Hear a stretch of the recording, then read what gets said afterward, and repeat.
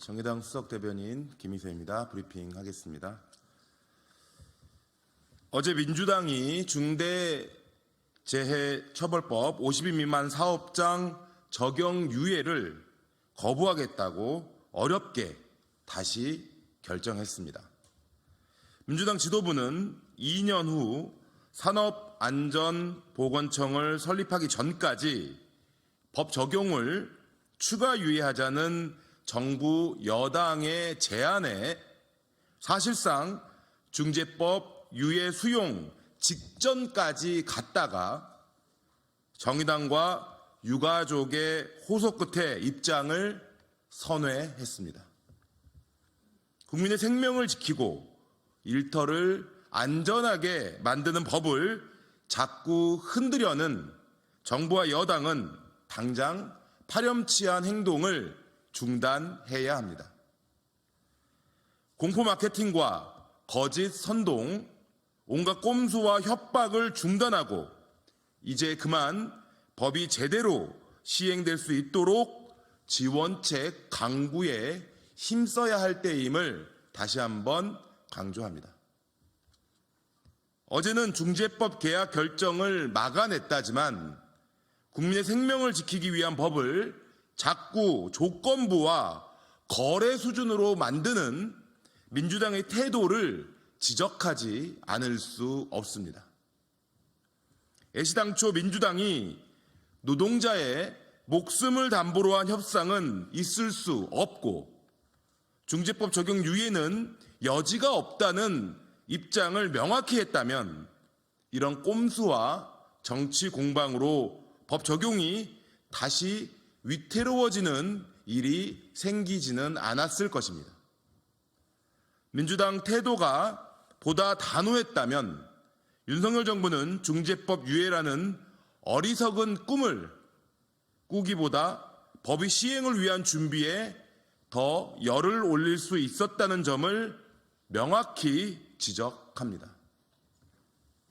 정부와 여당, 민주당에 분명히 경고합니다. 안전한 일터를 위한 상식적이고 귀한 법을 더 이상 누구도 흔들어서는 안 됩니다. 국민이 지켜보고 있음을 명심해야 합니다. 여야를 떠나 국민을 지키는 정치의 역할을 제대로 할 것을 강력히 촉구합니다. 다음 브리핑입니다. 이른바 고발 사주의 손준성 검사장이 징역형을 선고받았습니다. 사필 규정입니다.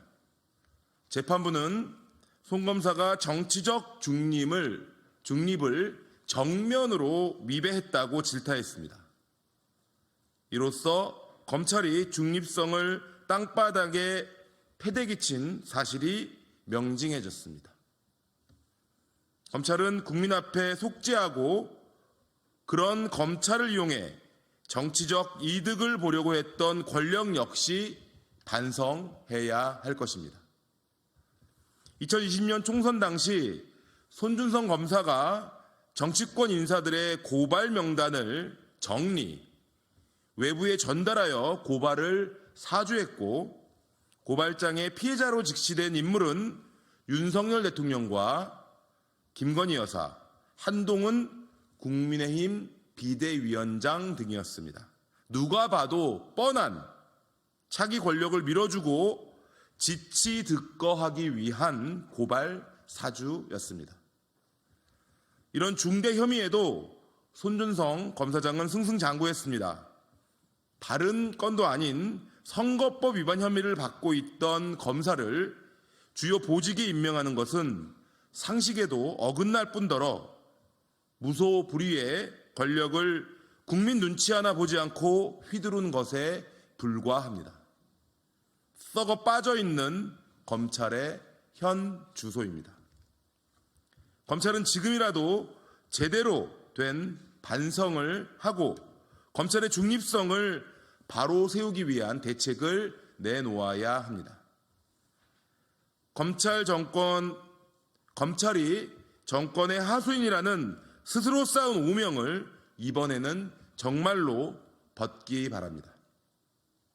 누구도 고발 사주한 적 없다던 윤석열 대통령, 의혹에도 불구하고 손준성 검사를 검사장으로 영전시킨 한동훈 국민의힘 비대위원장 또한 손준성 검사의 든든한 뒷배를 자임했던 것은 아니었는지 국민 앞에 분명한 입장을 밝혀야 할 것입니다. 마지막으로 오늘을 끝으로 저는 정의당 수석 대변인에서 물러나는데요. 정의당 수석 대변인으로서 고별 브리핑 인사드리도록 하겠습니다.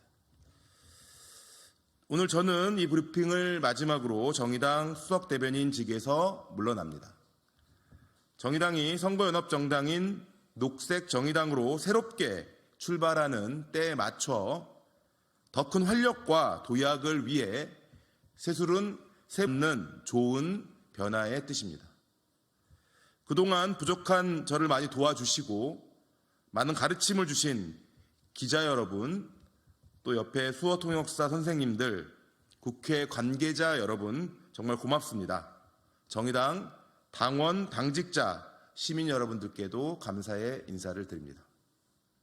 기쁜 만남, 좋은 인연, 고마운 배움 잊지 않고 앞으로도 진보 정치인으로서 소임 잘 해나가겠습니다. 다들 건강하시고 행복하십시오. 고맙습니다.